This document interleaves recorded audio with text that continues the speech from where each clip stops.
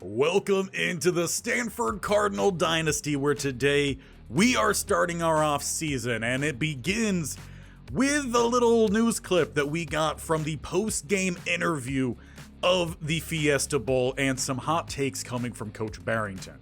I mean, it was just absolutely ridiculous out there.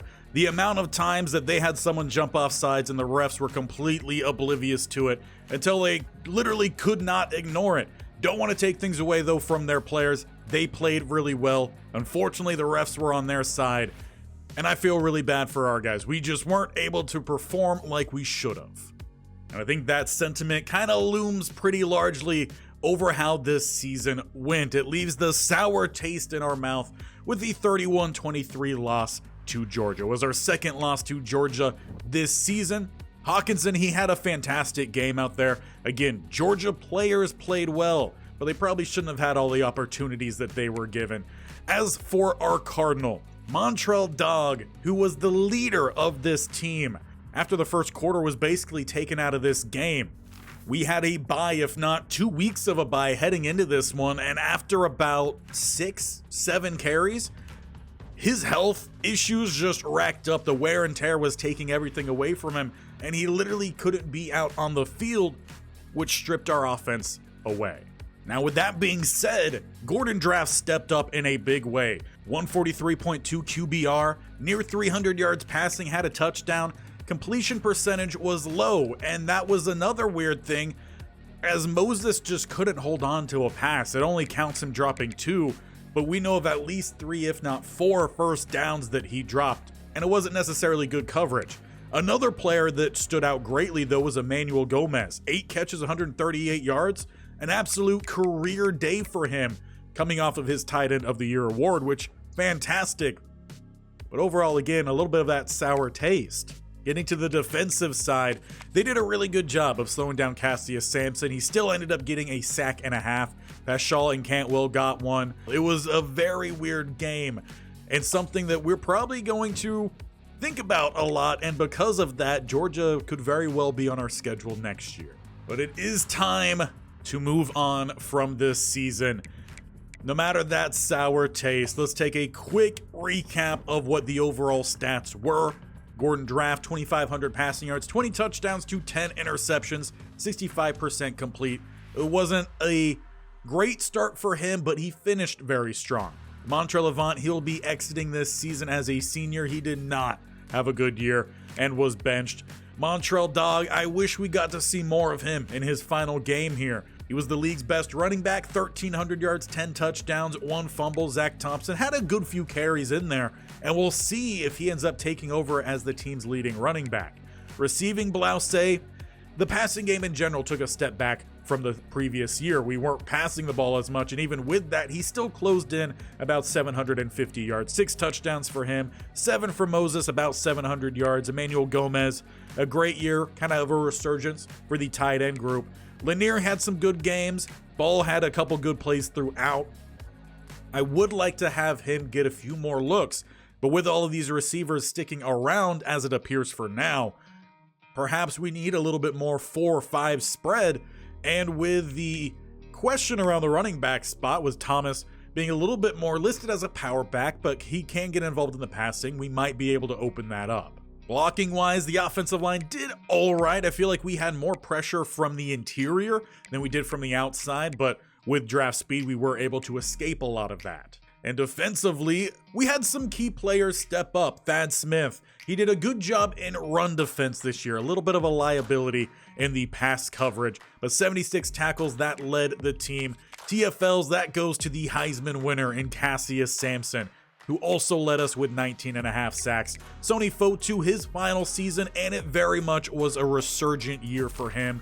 He was involved in a lot of the running for the awards. Obviously, with Cassius Sampson there, he's not going to get it, but it was his best season since his freshman debut, really, and that was great to see. Hopefully with that, he ends up getting a solid draft pick and helps us out in future recruiting. We also saw redshirt freshman in Brian Paschal step up as well at the DT spot. He actually arguably outperformed Keontae Cantwell, the senior who will be moving on as well. In terms of overall sacks, it really was just the main 4 starters here for us up front. Interception-wise, Kiki Harulahu, wherever Smith kind of let go in the coverage, Kiki really stepped up in that aspect. He didn't get as much involved in the run stopping, but he was all right. A player that definitely was kind of a ghost out there, Antonio Asher, the last couple of years has racked up interceptions, only had 1 his senior year, but I largely think that's because teams just didn't look to pass to the whole right side of the field. They stayed away from him. And if they did look to pass his way, he pretty much broke it up majority of the time. Tim Easy, the sophomore corner, he got his first opportunity to start this year. It was a slow beginning, but he definitely turned things up and he closed the season very well. And Sam Ritter was a great welcome after Quincy Etienne graduated last season, brought him in, true freshman out of Baton Rouge, and he hit 88%, which was far better than Etienne was his freshman year. So we have a strong kicker for our future here, which is really nice. If you can have that guaranteed 3, as he did hit a long of 50, and probably could have hit one from further. And as we look towards the promotion and relegation portion of this season, as the main part that does decide that is done. Playoffs don't quite decide that. Conference championships, they definitely lean into that. So it is Toledo that beat Iowa State. We obviously took down USC 23-17. Tulane, they had a fantastic year. Last we saw, they were still in the playoffs. We'll see if they make it to the next round. They beat the Ragin' Cajuns 28-9. Oklahoma State beat Oklahoma 28-17 to take the Big 12 championship. Troy 31-10 over Jack State. They take the Sun Belt. Syracuse and Temple, a close one. Temple does take that one 20-17. And Arizona State down in the Mountain West do not get the win over Fresno State. So they will be remaining down in the Mountain West, as Fresno State getting that win should bump them up. Alabama beat Georgia, somehow Georgia being favored to even make it to the playoffs, and then obviously beat us. 17-14, UConn nearly wins the ACC, but it does go to the Gators. And then finally, we have another close one here. Number 2 Maryland loses to number 8 Cincinnati, so very similar, I feel like, to our Georgia and Stanford game. So with that being said, getting to the ACC, as it still has UConn on top, even though I'm pretty sure it said the Gators won, so that shouldn't quite be the case. But that's not going to affect things here, as Boston College will be dropping down. Taking their place is Temple, who barely squeezed out that win. In the Big 12, again, Oklahoma State beat Oklahoma, so they really aren't putting these things where it should be. But Baylor will be dropping out, as they finished with just 1 conference win. And Tulane, with their dominant season, will be getting the promotion up to the Big 12. As for the Big 10, taking a look here down at the bottom, Indiana, who just got back up here, they will be dropping, as they had the worst total season record, going 2-10, despite Akron also not winning a single conference game. But here's an important one to note. Toledo, they're listed here at 2nd, but they beat Iowa State and won the conference championship. So it will be Toledo going up, not Iowa State. It's a good thing we checked those scores. And as per our usual intermission here, taking a look at the independents, Army went 5-7, Navy went 4-8, and the Air Force went 3-9. So this year, none of the independents actually had a winning season. And of course, getting right back to the promotion and a relegation, Stanford, we won the Pac-12. Dropping out is Arizona. Man. After we picked off their quarterback last year 6 times, they really have not recovered. They also didn't have a good game against us this year. They finished 1-7 and will be headed to the Mountain West. And with Arizona State not winning the conference championship, Fresno State will be moving up, so the rivalry returns in conference for Arizona and Arizona State. And for our last group, we saw Bama beat Georgia, should have knocked them out the playoffs. Mississippi State did not win a single SEC game. They will be dropping to the Sun Belt. And replacing them is currently 21 ranked Troy.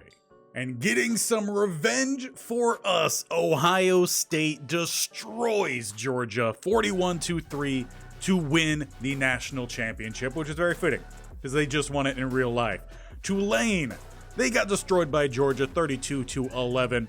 who destroyed Oklahoma State 34-8. So we actually had one of the closest games outside of the Georgia and Tennessee game in the first round for the top half of the bracket.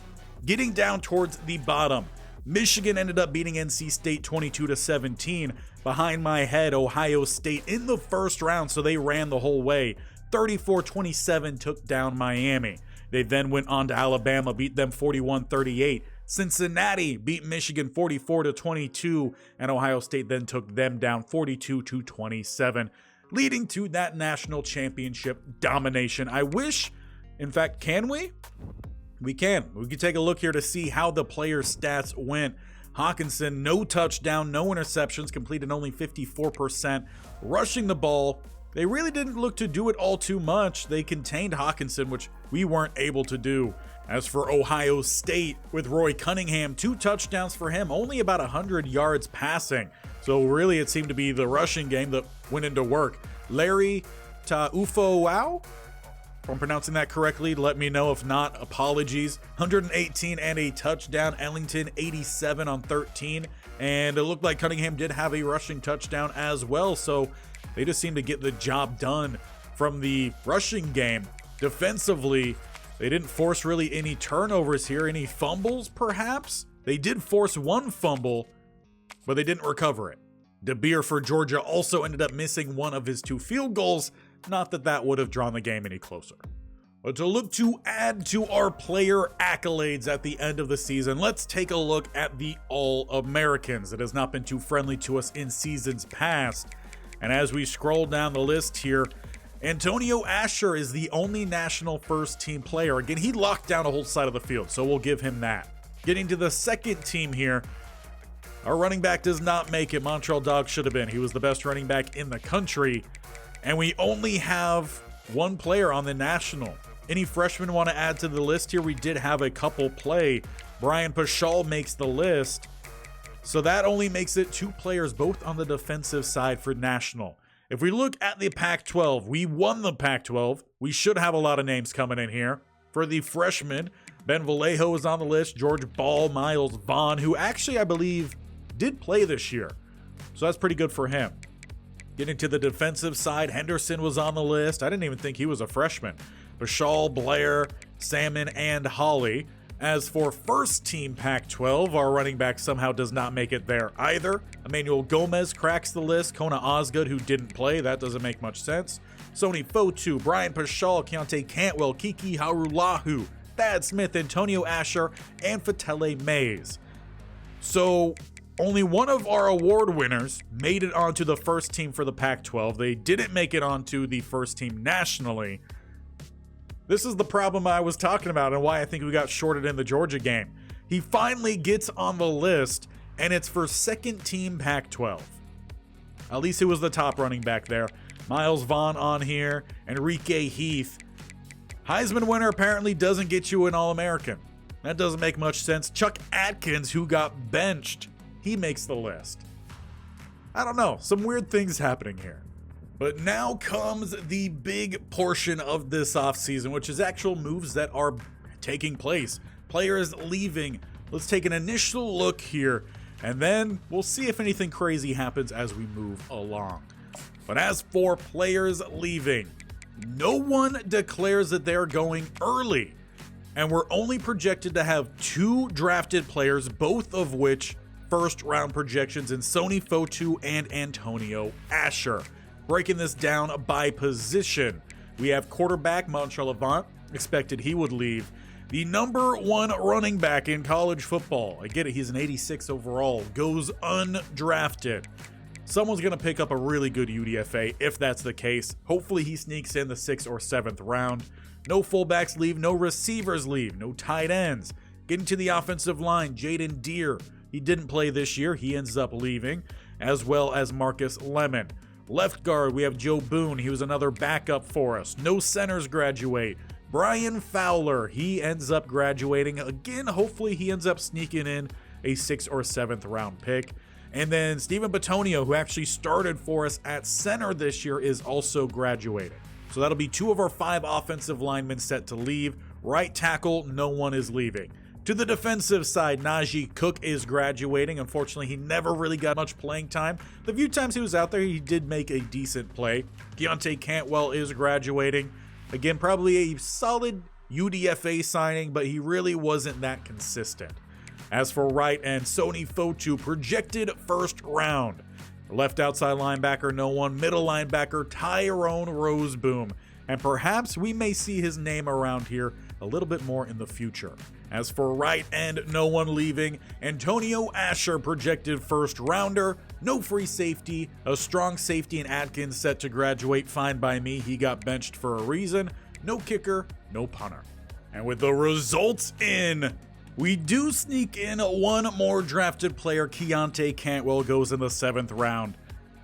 Again, how Montreal Dog is not drafted, I don't understand. Also, a little bit of a surprise.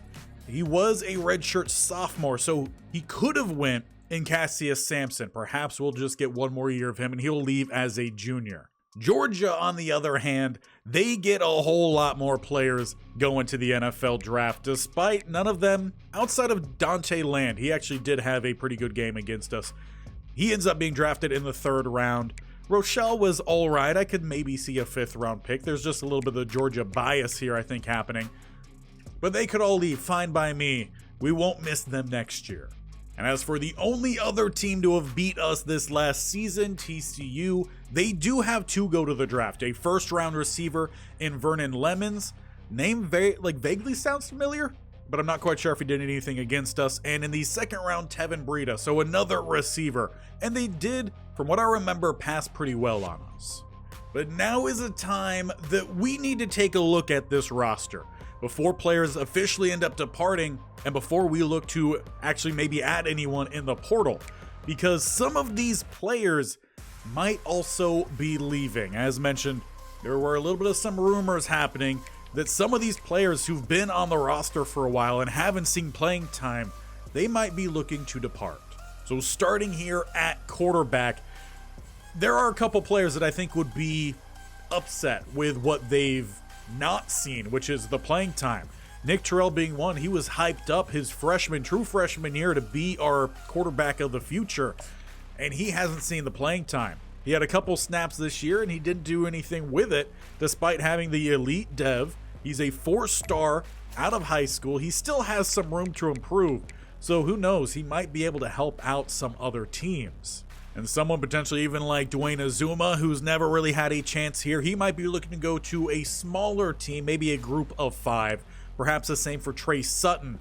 We also have Savoy, who was a 5-star, our first 5-star recruit at quarterback. He went through a redshirt year his true freshman year. He was a redshirt freshman this year. He hasn't been able to see the field. And with 5-star quarterbacks, they typically don't like to stick around. And we've got a pretty stacked receiving group as well. A lot of these guys have not had the opportunity to play. Harvin, he was redshirted after his freshman year, which he played. So he might not be too happy about that. Bargava, he only has seen time as a returner. And we've got a lot of young guys here. I'm pretty sure we're adding a couple more. So who knows? We might see some of these receivers look to leave as well. At the center spot, Byam, he's been passed over several times. We've moved players over him. I could very well see him looking to leave. Right tackle, you got Ahala and Fernandez with several other really good tackles behind. It's very likely that one of these seniors may look to move on. At the cornerback spot, Asher is set to graduate, and we've got a lot of young guys here, and some of these young guys who have yet to see the field, maybe someone like Ty Holly or even Chad Johns, could look to leave and find some playing time elsewhere. Safety-wise, a very similar situation. At free safety, we have a lot of young guys here. Wesovich will be a senior, and unless he sees a big jump, because Schlegel played pretty decently for us last year, he might look to move on as well. At strong safety, I would expect the same with someone like Stan Madden, which means we definitely need to shift around some safeties, because most likely it's just going to be Soma Pua returning. With all them leaving, we have already signed a #1 recruiting class, though that could change as we are in a tight race with Georgia. We are only up by about 6 points, slightly less than 6 points. And we have signed everyone that we had recruited out of high school, already signing 20 players. Now, we went through a lot of guys that we expect to leave. That is adding on to the 13 seniors who are already expected to leave. So we might still have some room to add some guys if we feel it is very necessary. But breaking things down by position, we signed Justin Sorensen, which is probably not going to entice Savoy to stick around, as we signed the #1 recruit in all of college football. He's a field general quarterback, and we actually did the scouting on these guys. The main question we have is the 83 speed going to be enough? We do obviously still have Gordon Draft. He's more likely to stick around, so if there's some reason that we need to have a quarterback change, we still have a running option. At the running back spot, we also signed the #1 guy there, in Taj Jewell. He was a later addition, which we also added the #5 player in Josh Biggums. He's a power back versus elusive back, trying to get a little bit more variety in the backfield, because like what happened in the playoffs, when we lost Montreal Dog, the power to our offense was gone. So it would have been nice to have a little bit more adaptation. We also ended up signing the #1 fullback in this class. Now, the big concern that we have here is, are the hands going to be enough? Because if we do need to check down to that fullback, we've had issues in the past of the fullback dropping passes. That's why we put Kramer there. We might have a good competition with Sterling Babineau. Now, even though we got Babineau, we did not get Boudreaux. He ended up committing to Tennessee, so we'll take him off of our list. We did land Caleb Kafka, the #4 receiver. He's a physical type, 6'5", 198. He fits really that Stanford style receiver that we've started to form under Coach Barrington, as he still has good speed, 94 speed, and release is really good at an 87. So we added yet another good receiver, which again might push some others out the door.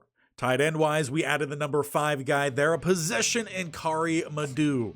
And the biggest thing we've been trying to focus with these tight ends is get a little bit more speed out there. We don't have that information so far on Madu. And I've completely forgot to take a look at the development traits as well. So going back to the quarterback, he is an impact. At the running back spot, we have a star in Biggums and a star in Jewell. Fullback is normal, and receiver in Kafka is a star. We have not had any elites yet. Madu, normal. Now, one thing that we struggled to sign this year was offensive linemen. We did bring in some centers. We got Pete Morton, an agile, and Doug Barkow, a power. He is impact. Martin is a star, and with their sides, they'll most likely stay at center, which again, I expect some of our centers to leave because they keep getting passed up. Defensive end-wise, we signed the #1 player there in Juan Lawton. He is a star dev and a power rusher, so that's just another guy added into the mix of guys that are going to want to see some playing time. Down the middle at DT, we bring in Maurice Alakai. He's the #12 DT, a power rusher at 6'1", 327. So despite him being a bigger dude, he could still move 77 speed. He has impact talent with 91 strength, 82 power moves. Brian Manuel, the 18th DT, a run stopper at 6'4", 335. He has impact, not as much speed, good strength with a little bit of some block shedding to his game. Most likely will probably be redshirted this year.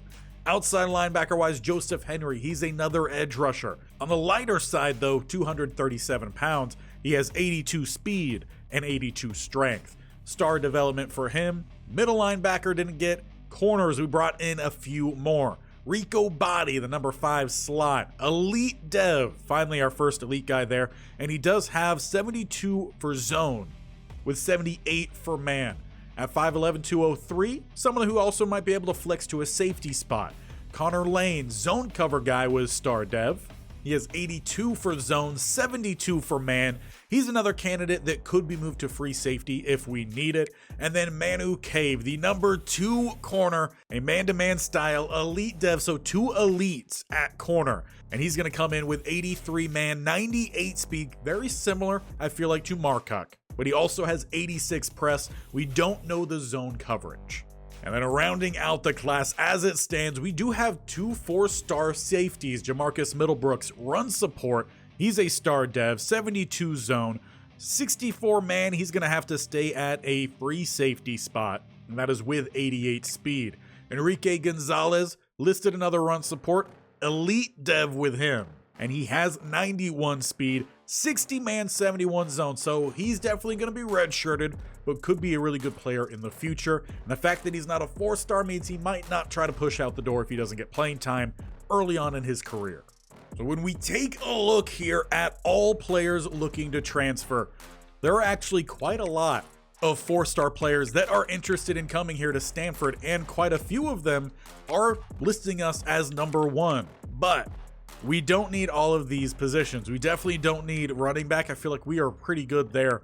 Corner, while it's a possible spot for us, I think we have plenty of talent where we need it.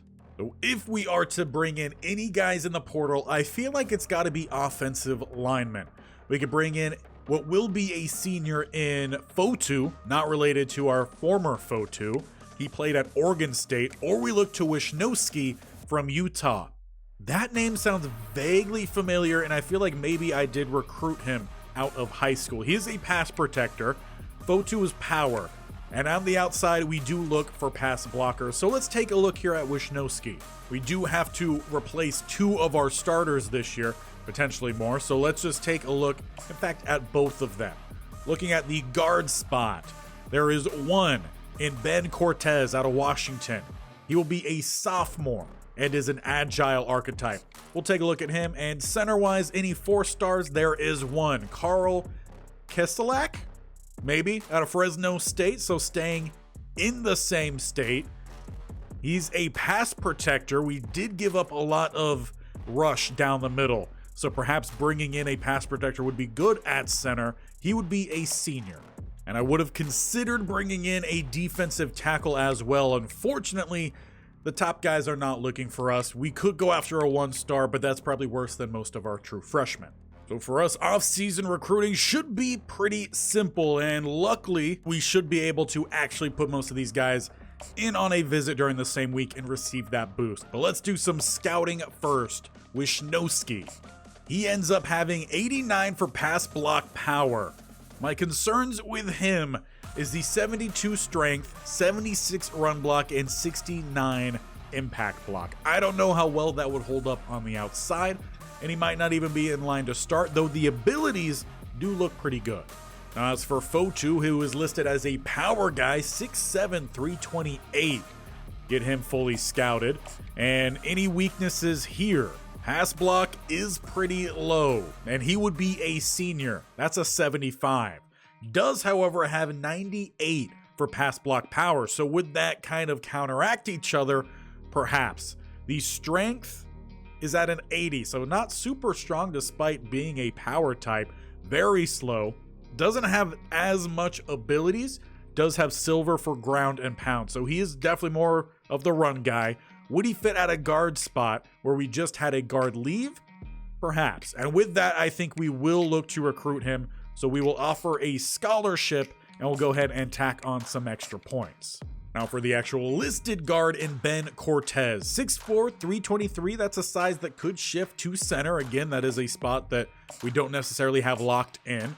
He does have some gold abilities, second level, screen enforcer, and quick drop. So he will definitely be good for some more stretched out play, which is something we might look to do. 99 lead block with 88 impact. Has 82 for pass blocking, so that's not too bad down the middle either. Run block finesse is at 88, 91 strength with 88 run blocking. Yeah, I like Cortez. We'll definitely be going after him, keeping him away from USC, which he does have on his board. And lastly, we have the center pass protector in Earl Kaislak. Again, if I'm pronouncing that correctly or not, do let me know. Get him fully scouted. And again, we have some good abilities here, mental as well, with a clear-headed pocket shield, PA shield, play action, and wear down. So pretty good abilities. 84 for the strength. Down the middle, I would like a little bit more there. Run blocking, though, is really bad. And he would be a senior with less than 70 run block. I'm going to move off of him. So it looks like we'll only be recruiting 2 guys out of the portal, Fotu and Cortez. So to help us out, let's get them on a visit here. Week 1, Coach Prestige is big for him, so let's get that added there. And as for Cortez, Coach Prestige is also important, so get both of these guys, even though it's not showing complimentary visit, though I believe it should. Either way, we'll still get them scheduled for week 1. And we do end up landing Fotu. So one Fotu leaves, one Fotu comes in. We land the transfer out of Oregon State. We also land our other transfer in Ben Cortez, who I want to say maybe played at Washington.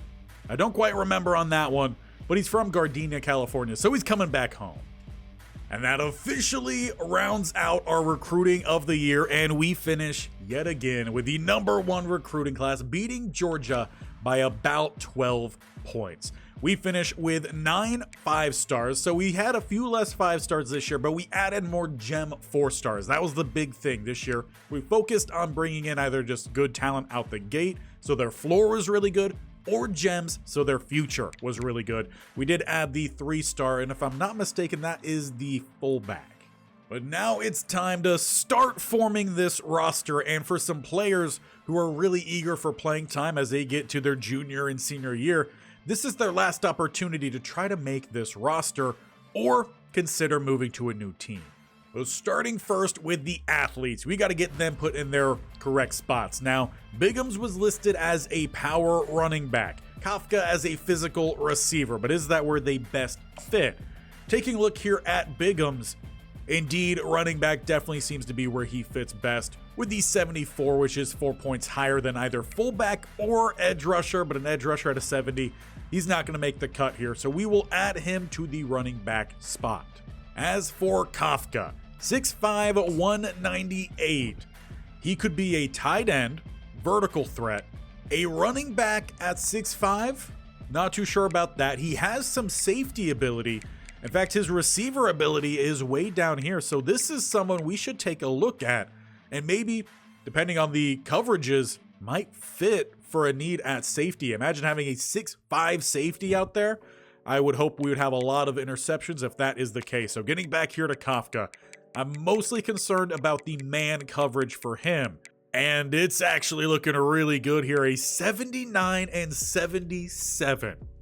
His tackle ability is at a 70, block shedding 55, hit power a 77. I mean, that is really good. Maybe at a smaller school, he could be a two-side player. But that's not going to quite be the case here. If we take a look at his receiving ratings, catching is at an 81. I mean, overall, he is really good and could play both sides.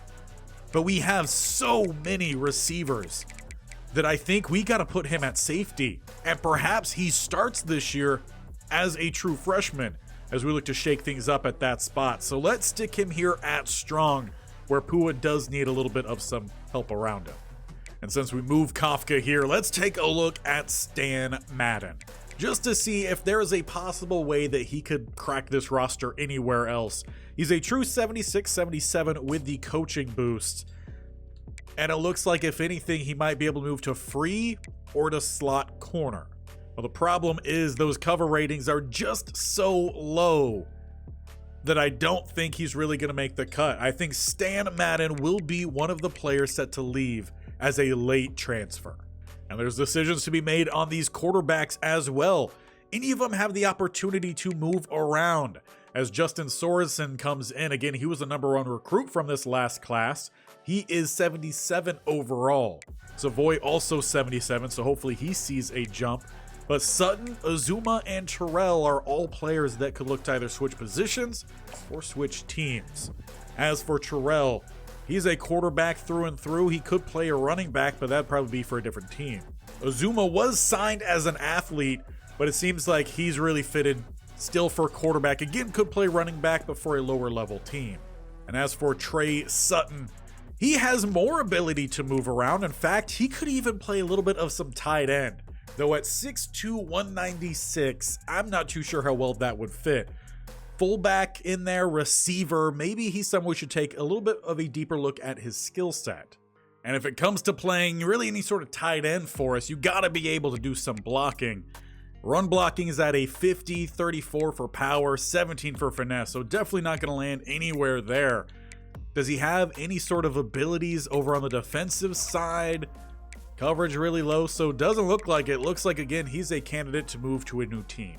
And just preemptively taking a look here at the run blocking ratings for these receivers, only one looks like he could potentially move to tight end, and that would be someone like Morgan Harvin, who as a junior, that could be his only path to seeing playing time. even though we are pretty stacked at that spot. If we do take a look, he would be an 84 vertical threat. At 6'4", 212, he's on the lighter side of tight ends.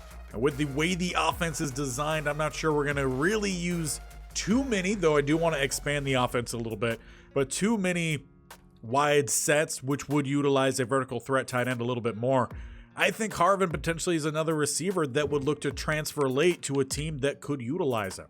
So some of these guys listed at right tackle who aren't good run blockers, we plan to move them over to left tackle, where that really is primarily the blocking spot. So Charles Icard, who's not much of a run blocker whatsoever, we'll move him over there. And perhaps we'll just move Fotu over to that spot as well, just to be a little bit of a senior mentor for that group, but most likely won't be getting the playing time. But that does even out the tackle positions. Robinson will still see some progression, Fotu will not, so he might end up at the bottom of this depth chart either way. Got 4 left guards. We have only 2 right guards, so we can look to even this one up as well. And we'll just go ahead and move Charles Lewis over to that spot, as he is at the bottom of the depth chart here.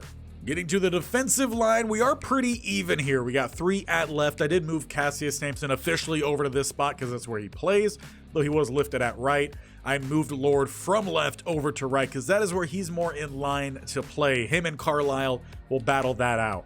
But we also have Alex Augustine, who was the #1 recruit in the previous recruiting class, and he's very much going to be looking for playing time. At 6'6", 306, he's a prime guy who could look to get some interior pass rush this year. So we got to keep that in mind, but we've got plenty of options currently listed at DT. Now we are pretty evened out here at linebacker, but there is one player that we do have to move in Joseph Henry. He is an edge rusher. We got 3 at left, we got 4 at right, so that makes things pretty simple here for Henry. He's going to move to be a left outside rusher. He's going to stay at a 77 overall, which really gives us a lot of key guys to continue developing for the future. Someone like Deshaun Kamara, though, might look to leave as he's entering his junior year and is buried on the depth chart. Now to the cornerback spot, where again we have a lot of players, and Chad Johns is getting buried here. Now he might still improve, but Rico Body's coming in a 79, and then Manu Cave an 82. So some of these guys, they're not going to like how these youngers might be favored more in front of them. But we still have the opportunity to maybe shift some guys to some other spots. Free safety is pretty full. I think this is a good spot to start with first. Anyone better towards... No one here is better towards man than zone, so they are all free safeties. Strong, again, we got Pua and Kafka. Madden probably going to leave. So any of these corners, big body guys who can tackle. Well, Tim Easy, he was a starter for us last year. Mark Cuck was a starter. Rico Body, he could potentially play a little bit of some strong safety for us with 93 speed. Or perhaps Ty Holly, who again has been buried. He's got some decent zone coverage there, really good man coverage, doesn't have the press. And with 90 speed, 88 acceleration, he might fit better at a strong safety kind of spot. He's light, 5'11", 178. If he could add some pounds, that can help him out a little bit. What would he look like listed strong? Actually would be a pretty good spot for him, so he might still find himself on this team at a new position. And that gives us a little bit more depth there. He actually jumps up to the #1 spot. We'll have some good competition there, hopefully after some improvement this offseason. But that is the last bit of players to move around. This is really decision day for these guys on if their future stays here at Stanford, who is trying to win that national championship, or if they're better to move elsewhere. Training results. And we have at least 3 guys with the boost from the coaches coming in 95 plus overall, with 3 being true 90 plus overalls: Kona Osgood, Kiki Harulahu, and Enrique Heath. As for the quarterbacks, Gordon Draft does improve. He goes up to a 91 overall, true 86 overall. Nick Terrell, he's up to an 81. Azuma, he's up to a 79 true. Same for Trey Sutton, and Savoy barely goes up to an 80. So he really has not seen much progression despite having that elite. How are these caps looking for him? Accuracy is almost capped, which is not good. His arm strength is capped, but a 96, that's fine. He's got a lot of improvement to happen with the IQ, the awareness, the play action, a little bit of carrying mixed in there. And his speed could improve a little bit as well. I believe that did go up a little bit to an 81. As for Gordon Draft, who is just the star development, he is basically capped out. So his arm will not improve any more than a 92 throw power. His accuracies are capped, but they are pretty good. 90 for throw on the run, 90 for short, 89 for medium, and 82 for deep. And that fits the kind of offense that we were running pretty well with him later on in the season. I think he's still our starting quarterback heading into the next year. He's got some good mentals, pretty good physicals as well. Running back wise, we were wondering if Sulai would step up, and he definitely has. 86 true, 88 with the boost, same as Zach Thompson. So looking to compare these two, you're going to have a little bit more speed with Thompson, a little bit more acceleration with Sulai. Overall, they're pretty much the same when it comes to that category. Strength-wise will be better with Thompson. Awareness is better. Carrying is far better with Sulai. Ball carrier vision is better with Sulai. Break tackle is the same, both at a 98. Very good. Both have trucking ability. Stiff arm is in favor of Thompson. Better spin move when it comes to Sulai. And juke move, plus the catching. I think Sulai might have pushed to see the starting spot. Probably some heavy rotation between these two. And then you get Wesovich in there, who's another power back. He's the slowest of the Stanford running back, but has the second best acceleration. His awareness is actually the best on the team. His carrying is pretty solid. Good ball carrier vision as well, tied for the best. Has break tackling at a 91. Overall, this Stanford running back group should be really good for the future.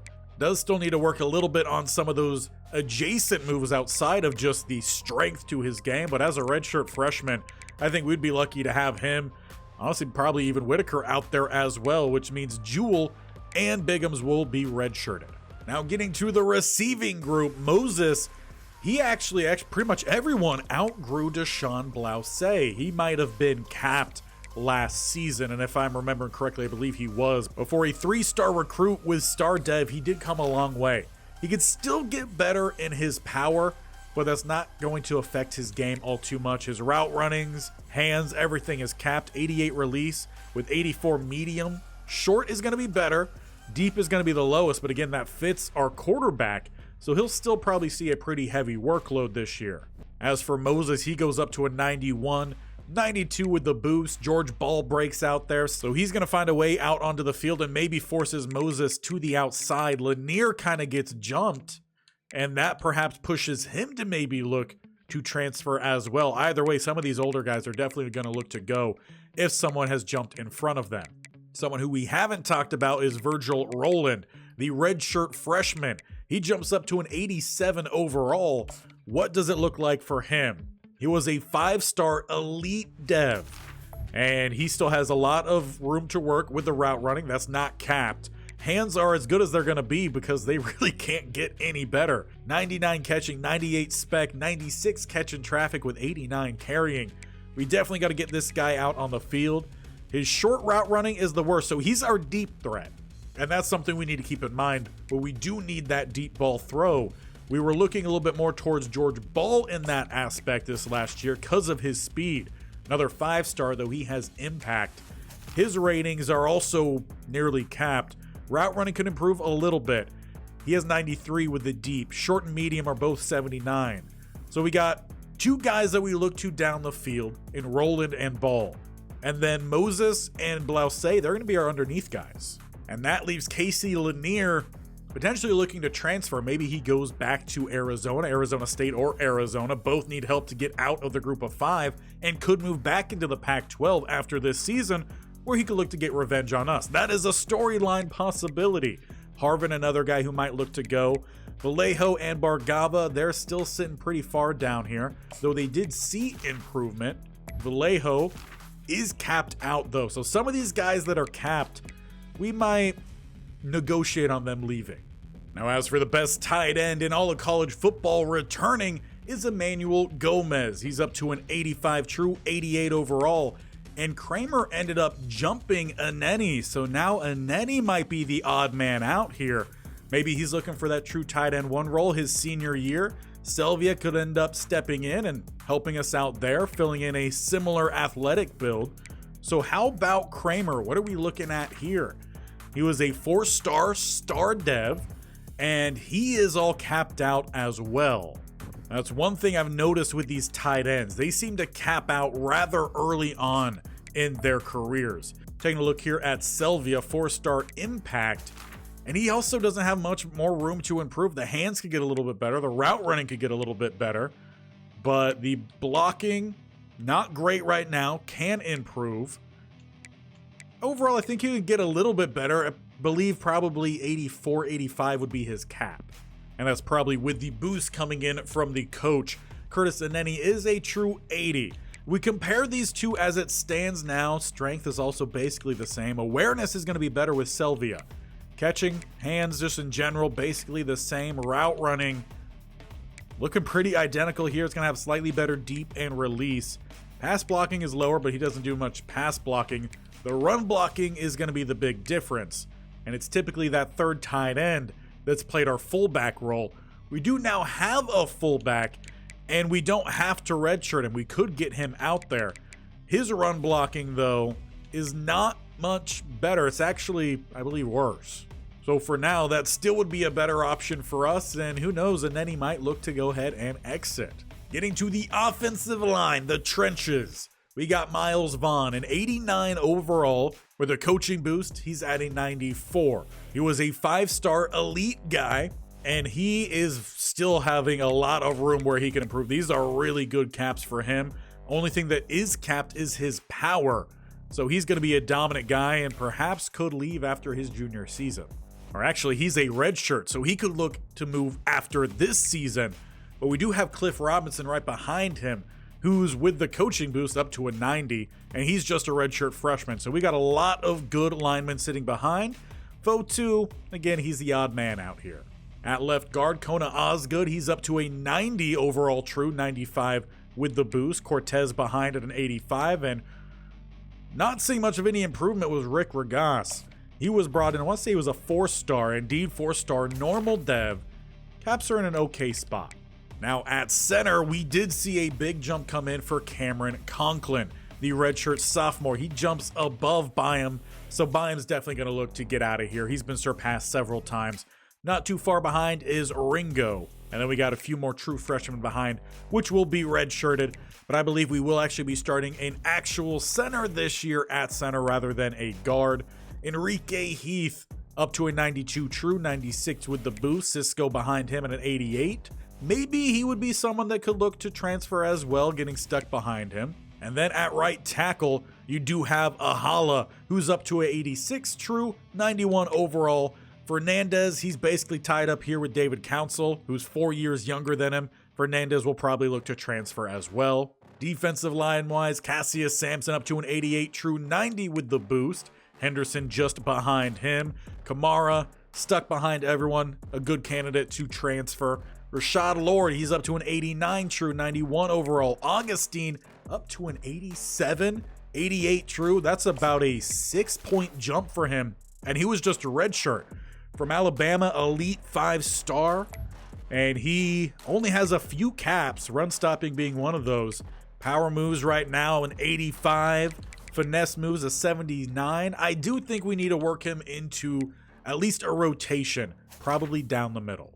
And Carlisle, he's one who will probably look to transfer his senior year. Did see some playing time, but ultimately he wasn't favored. He was outshined on this team. DT-wise, Brian Paschal.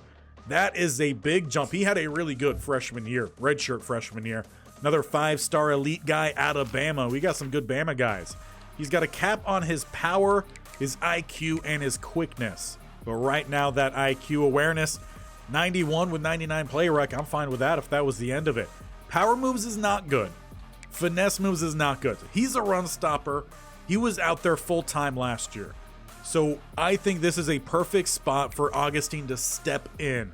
For that starting rusher from the interior role, give Paschal a little bit of a breather and let the block shedding go to work. Teaming up with him will be Jason Blair, it looks like. He's up to an 86 true, 88 overall. Levine ended up getting jumped. He's staying down at an 81, so he's a good candidate again to move on, especially if we're going to have Augustine play a little bit of a dual kind of role here. We'll give time for Manuel and Alakai to be redshirted. But as for Blair, out of Lynchburg, Virginia, he's another 5-star, another elite guy, and he has 91 power moves, so he's a good guy to still have out there rushing from the interior. Pretty good strength. Doesn't have much for the finesse. Block shedding's out of 76, so we're not going to have the best run defense when out in the nickel or dime. But still, we should have a much better pass rush. And when you team that up with the Heisman winner of last year, of Cassius Sampson, returning for his redshirt junior year, he could have went to the draft. He chose not to. It should be a really dominant group there. Getting to the off-ball backers, Kiki Harulahu. He's up to a 90 true, 95 overall with the boost. Coley's at an 84, 89. And Waddle has a pretty good jump as well. He's up to a 79, 83. Not going to see playing time for a while.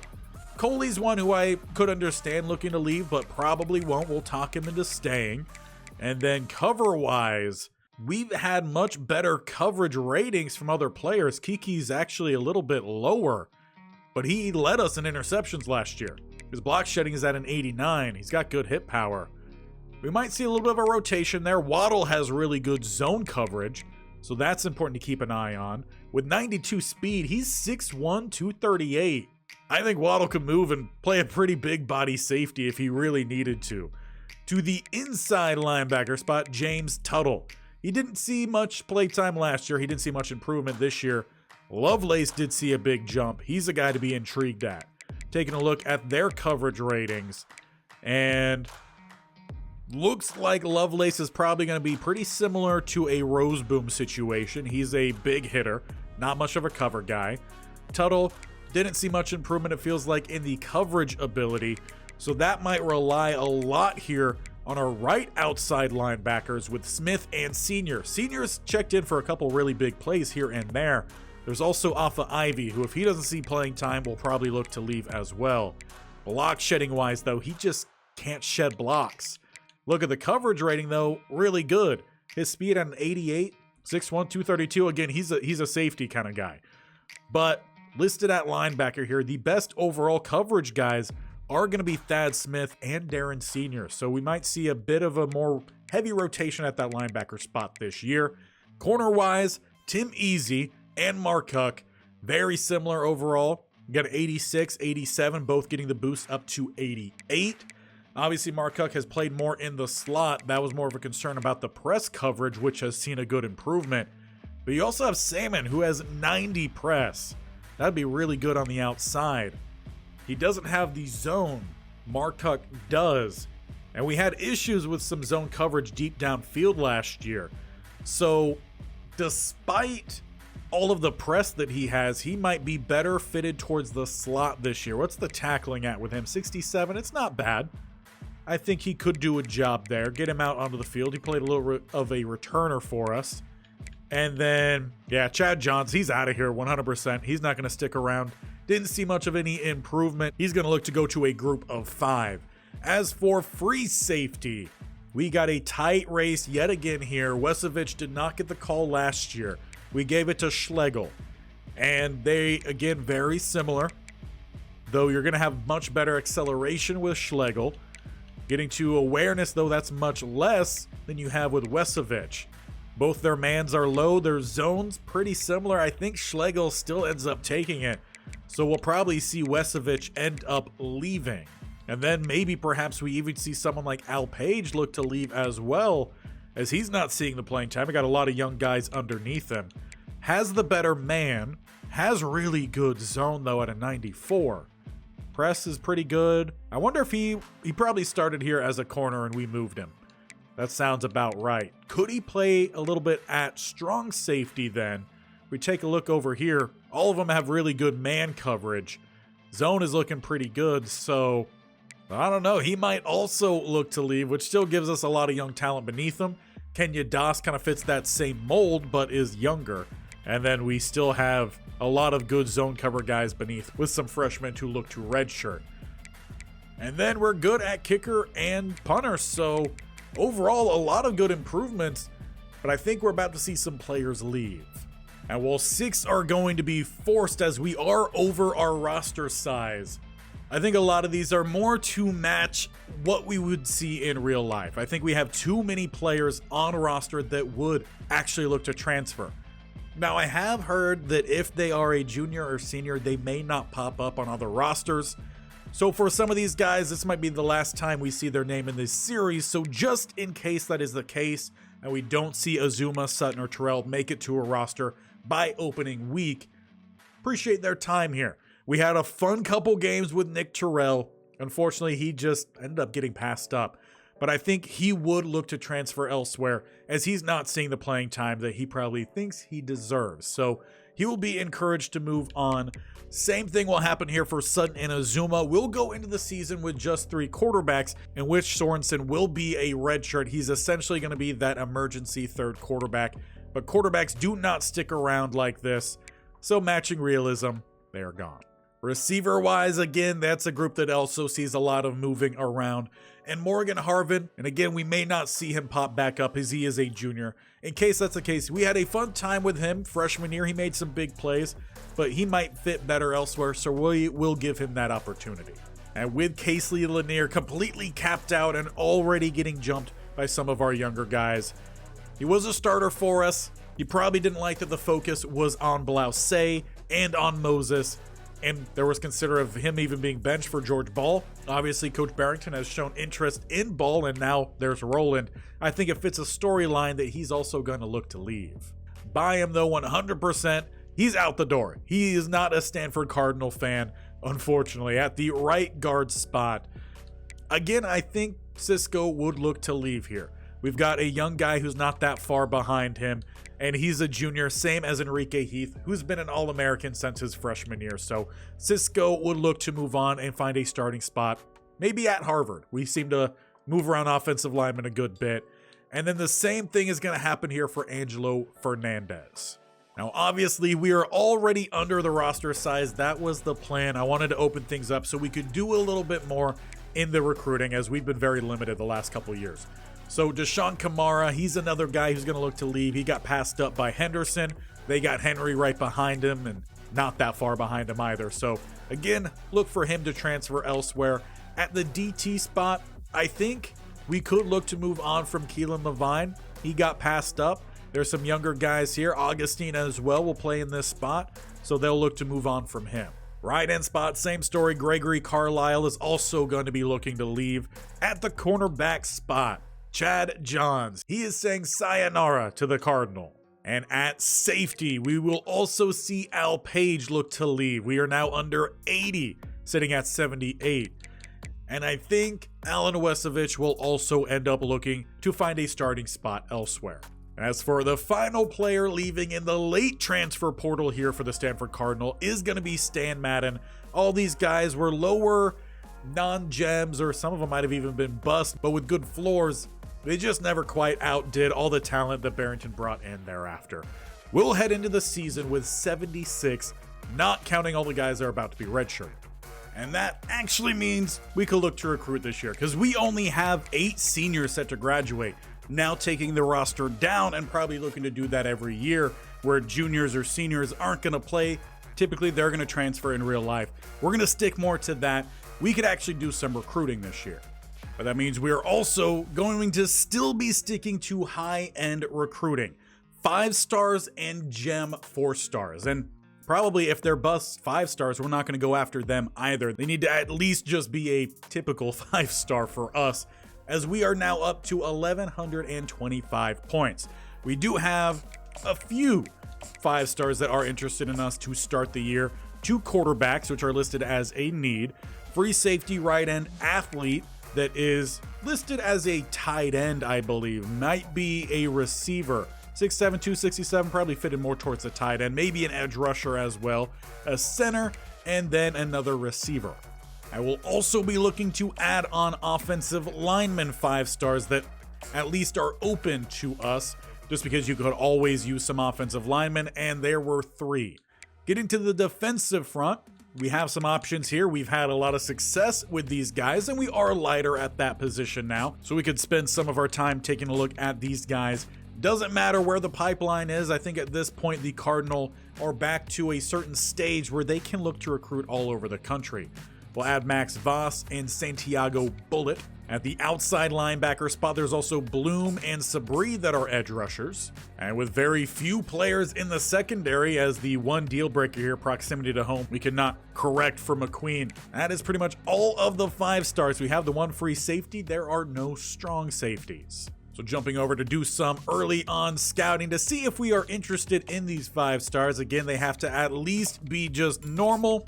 Gems, though, we like. Nate House. And because of that, we could look to move him up the board.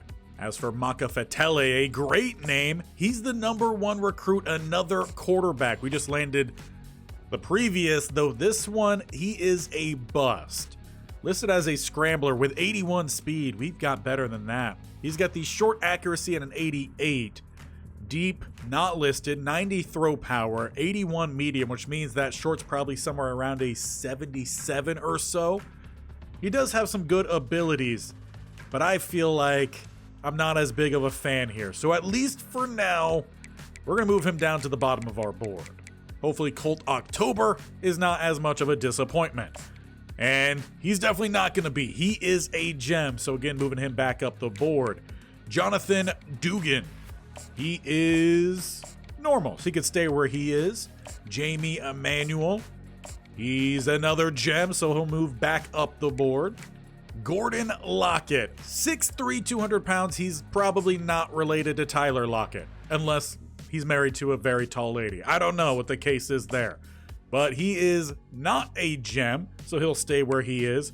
Nestrowitz. That's a heck of a name. From Virginia Beach, Virginia. A power right tackle. And he is just a normal guy. With Eric Carr coming up next, a left guard pass protector. We could use a little bit more pass protecting down the middle, and he is a gem. LeBrian Johns. I wonder if he's related to the Johns that we just let walk. He's a bust, right end. With some good abilities, some decent mentals. And he has 82 strength with 79 speed, 88 finesse moves, so it's a really good floor for him. He's just probably not going to develop much.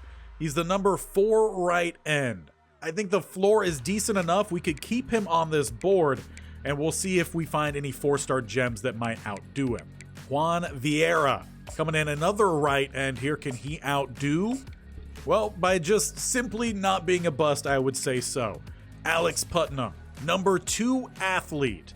Where does he land? A power rusher fit with 83 power, 82 speed, 89 strength. He can tackle.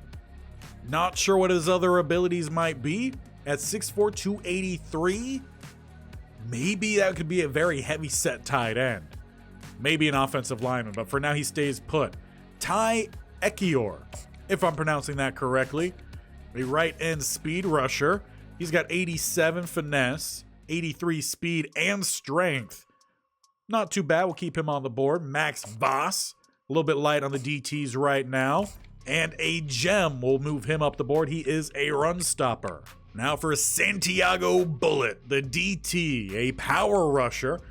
I would have liked that more to be a finesse rusher, but he is a gem. I was going to say he shot through the line like a bullet. We still might be able to with 79 speed. And what's that strength? 93? That's pretty good. Is maybe favoring a little bit more of the SEC schools, but we'll see if that remains the case.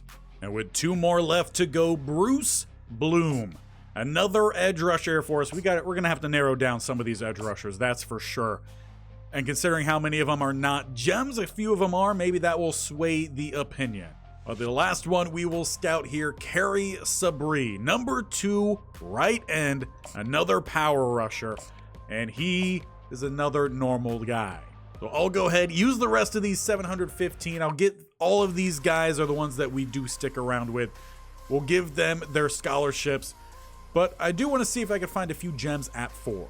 And ultimately, we did end up finding a few gem 4-stars to add to this list. Primarily, I was looking at offensive linemen and off-ball linebackers. And the few gems that we did find, went ahead and gave them a scholarship. I still have a few more offensive linemen. I want to get through some scouting just to see if they crack into that gem list. But overall, a really good start. But one of the last things we have to do here before we get into the next season is to set up our next season schedule. And just taking a quick overlook at it, we start off with San Jose and Boise State. I think that's a pretty good start for the Pac-12 games. Then we have Notre Dame squeezed in here in week 7. That means normally the week that's like rivalry week, we have BYU. Interesting schedule out the gate, and again, it appears we are not scheduled to face against USC, who's one of the better teams. We do have Oregon, we do have Colorado, Washington as well, and for the third straight year, we're playing in Seattle. I think we need to hire someone new to come up with these schedules here. But in the latter half of the season, we will have 3 away games, 2 at home. The Fresno State game is pretty nice there. I do like that. And BYU didn't have a good year last year, so it might be a fairly easier end to the season. But these 3 games are always going to be pretty tough. Utah in the middle is home. We got Boise State at Boise State, and we host our rival in Fresno State. Now, I mentioned earlier I want to get Georgia. I want to take them down. So I want to get them scheduled here, not in the first 2 weeks. I want them in week 3. So hopefully we have our offense all figured out, and any sort of scheme changes that do take place, we have that ironed down. Which means opening day, I want to have an easier game. It has been a while since we've played against Hawaii, but I feel like there are teams we have not quite played yet. So let's take a look around. And I think I've narrowed this down to 3 different schools. James Madison in Virginia, I don't think we've played against them. Charlotte in North Carolina, they are a slightly better school though. They're close to breaking into the 80s for some of their rankings. And then if we go down to the Sun Belt, I was considering Kennesaw State. However, I don't remember if we have played against Kennesaw State. That might have been one of the first couple of years I scheduled a game there. So I think where we're going to go instead of Kennesaw State is we are going to go against James Madison. We're going to go up against the Dukes here in week 1. And they will be coming all the way over to Stanford. So we probably paid them a pretty hefty price to come on down. Now, Syracuse, that could be a fun little throwback to the first season of this series where we did play in the ACC before everything got restructured. Is there someone else that we would want to play there? I would like a decently rated team at this spot to kind of amp things up before we get to Georgia. So a middle of the road kind of program. Someone like Pitt could be in that category. Virginia Tech, I know we haven't played against them, 84. That's pretty right in the middle. We haven't played, as far as I'm aware yet, a Big Ten team. So how about someone like the Michigan State Spartans? 83 overall, 82 offense, 84 defense. I feel like that could be a good little stepping stone back up to Georgia. That will be an away game. We do get Georgia at home this year, which should be a big help out. As neutral site, things got weird with the refs. Home field advantage for Georgia definitely threw off our quarterback in his first start. We are away at Notre Dame this year. I think this is a pretty good schedule. And the final thing we will do before we go is take a look at the preseason All-Americans. Who do they think are going to stand out for our team? And as we get through the first team here, it is Brian Paschal. They expect big things from the redshirt sophomore. After a strong freshman campaign, I would hope so. We haven't seen some of our defensive linemen keep that progression going or even keep up with what they did their freshman campaign. So hopefully he does have a good year. And Fatale Mays, they think he's going to be an excellent punter in his senior year, which reminds me, we need to bring in a punter this year. Getting to the second team, Patrick Moses has cracked this group. He's got to recover from a really bad postseason game, so hopefully he does end up doing so. And getting through the rest of this list, they don't expect anyone else first or second team. And we don't have freshmen either, so they don't really equate because no one knows who's going to be redshirted yet. First team, though, for the Pac-12 is just the Stanford Cardinal. Gordon Draft, Zach Thompson, Sulai's even making it. He's barely seen any playing time. Moses, they are not going to give the second receiver to us. Instead, Fernando Ventura with the USC Trojans. George Ball, Gomez, Vaughn, Osgood, then Joaquin Poe for USC, Enrique Heath, Tyler Bostic from Colorado, then Sampson, Lord, Paschal, Blair, Kiki. Then we're going to get a few more guys from elsewhere. Oregon's Alex Mazza, who I believe did win Best Linebacker this last year. And Sidney Sills for USC. Then Markuk, then Easy. D. Kalmalet, if I'm pronouncing that correctly, for Oregon at free safety. Ty Holly at strong, so they expect him shifting over from the cornerback spot to actually get the start and do well. Interesting to note. The kicker from Oregon, and then Mays back again for us. Second team, USC and Colorado, a little bit of Oregon taking a little bit more in here. Joe Wesovich is in for the fourth running back in total. They're going to get Virgil Rowland in here. Haven't seen him hit the field yet. Cliff Robinson, Cameron Conklin, the new guy to start at center for us. Augustine is there as well as Henderson. Augustine will play a little bit of rush DT. Tuttle, Smith, Salmon, and Schlegel. We should, by this assumption, wipe the floor with the Pac-12. But there we have it. The team is set up for our 7th season under Coach Barrington. We have improved. We are a dominant team. We just have to actually finish off this season. Do well in the postseason. Maybe we got to tip off the refs a little bit here to just make sure we get a fair game. But we have a lot of new players who are set to see a little bit more playing time this year. Larry Sulai, perhaps maybe a little bit of Wesovich. We've got 3 really good running backs.